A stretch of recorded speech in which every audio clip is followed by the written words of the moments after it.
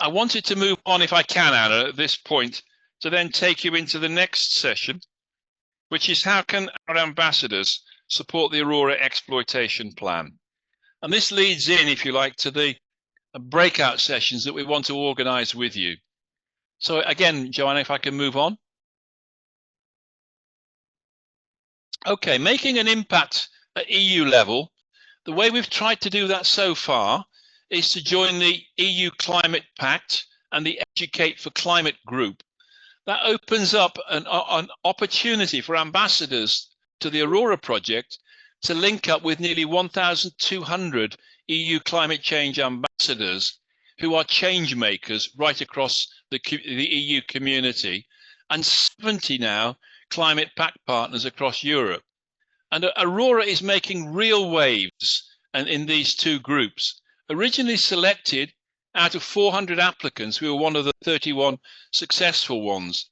At the EU Climate Pact annual meeting last week, DG Klima, who set the policy for the EU on climate change, actually came to me to say that we are making our voices heard loud and clear to the policymakers on the potential for citizen science helping with climate change mitigation.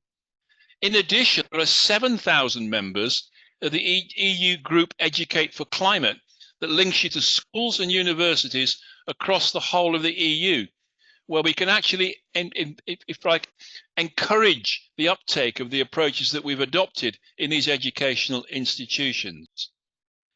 We can therefore promote AURORA now to these two groups. They both have ambassador LinkedIn groups that we have access to, that are private groups, the way we can share our information on Project AURORA. You as ambassadors can also link up through developing joint opportunities with what are known as the national contact points for the EU Climate Pact. And they have the contact points in Spain and Portugal we're already doing joint events with, and there are opportunities still in Denmark, Slovenia and Ireland. And in the UK, whilst not a member of these EU groups for obvious reasons, we have linked up now with what's known as Innovate UK, which gives us the same opportunities. And already we have been accepted and presented on a very limited number of organizations at the EU Climate Pact annual flagship events in 2024 and 2025, at the European Climate Academy in 2025, the Educate for Europe annual presentation in 2024. And the next big event, as Anna has already told you about, is the European webinar on higher education and energy communities on the 30th of April. And there will be support at that from DG Energy. They are talking about learning from AURORA and changing the guidance that exists around EU legislation to encourage academic institutions to get involved in the energy transition. Support already from DG Education and last week from DG Klima. So that all the policy groups who in the Commission are looking to work with us on learning from what comes out from Project AURORA. And then we also have access to what's known as the EU Climate Pact subgroup with partners from citizen science, youth and sport. And we can get you involved in some of those areas of activity. Next slide, please.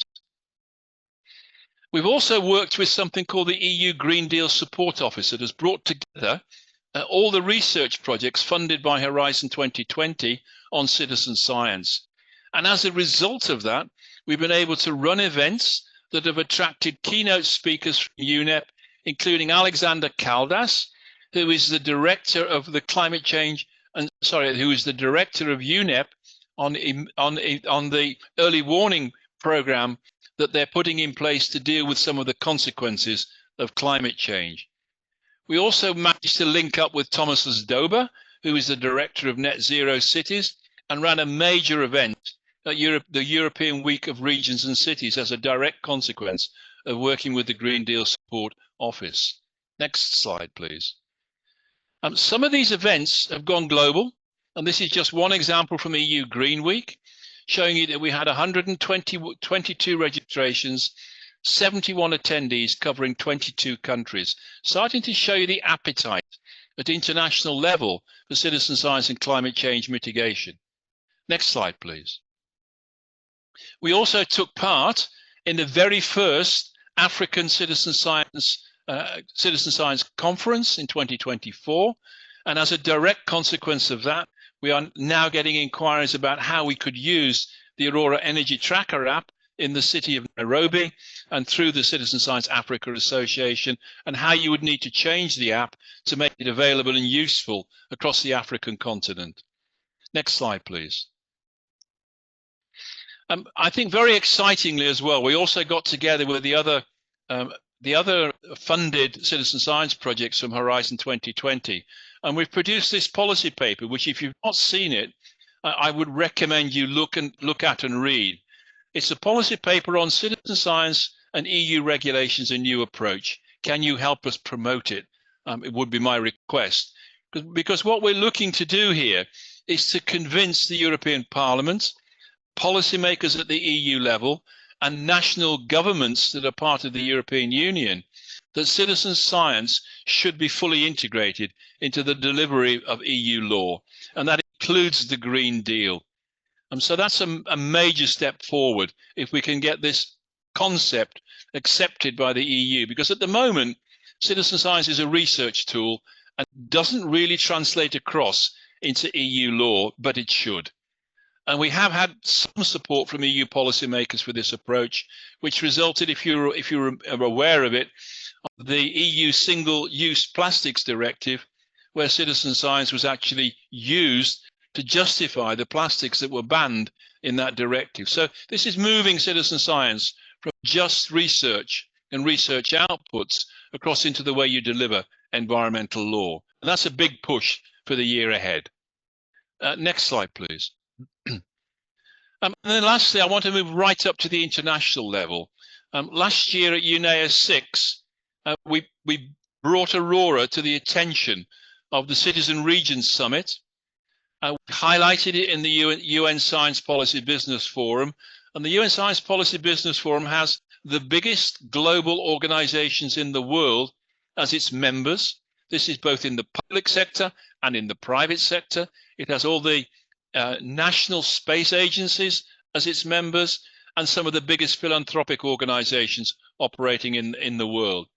We presented Aurora at the end of their events in 2024. And in 2025, we have the opportunity to do a joint event with them on the outputs that come from Project Aurora and its potential for developing a citizen science global program on climate change mitigation. We also worked at the European Citizen Science Association conference in April 2024, when the Stockholm Environment Institute highlighted Aurora as one of the only 9 citizen science projects on climate change mitigation and the most comprehensive. And if you look on the left of that slide, the lower picture there shows you a presentation that was done to the UN major groups. This is all the NGO groups who go to UNEA. And on the right of myself in the center is the former chief scientist of the UN. Behind me is the leader of the UN major groups Science and Technology Division. In front of him is now a lady who was at the EU, but now heads up the biodiversity framework initiative that was agreed at Montreal a year or so ago. And then to the left of her is the chair of the Citizen Science Africa. So these are important people who are taking note of what we're doing. Next slide, please. We're also trying to draw together the global social media community, the citizen science community on climate change. And we've opened up a LinkedIn group, and I'd encourage ambassadors to look at this LinkedIn group and participate on it. It's where we're trying to share our understanding and experience of how you use climate change to mitigate and reduce carbon emissions. And so it's currently quite small with 214 members, but still growing. And typically 400 impressions for every major event we put onto the group, but it is genuinely global. Next one, please. We've also made impact on what's known as the high-level expert group, the big data revolution. So this is where the data work that we've been doing is so important, where we're feeding in our ideas on how you can develop data from citizens on their overall activities on climate change mitigation and how that can be fed in to UN platforms to help in decision-making processes at global level. I mean, these are really important people that are getting involved in the debate about big data and the future of citizen science data as part of that package. It also includes remote sensing data as well as the usual member state supported data sets from the national statistical offices. Next, please. So the citizen science can address the challenges of our time, exploiting the AURORA project legacy. This, I think, is where the ambassadors can be of great assistance to us, because we're looking to secure the support of the UN Science Policy Business Forum to launch a global citizen science program on climate change mitigation in December 2025. And you can take part in that.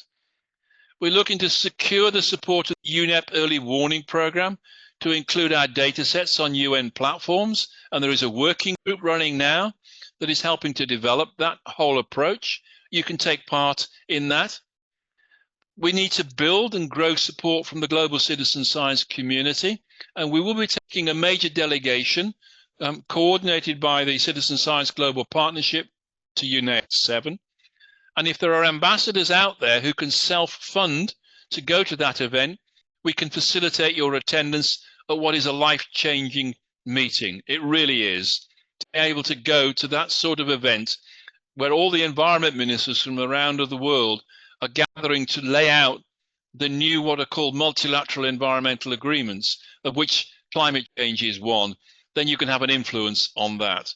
But to get there, we have to develop the common methodologies, tools, and database systems suitable for a global use of experience of Project Aurora and similar projects in the next 6 months. And we also need support from ambassadors to help with EU member states to launch a formal side event at UNEA 7.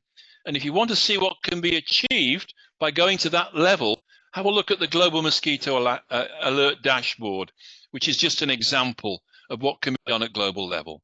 Thank you.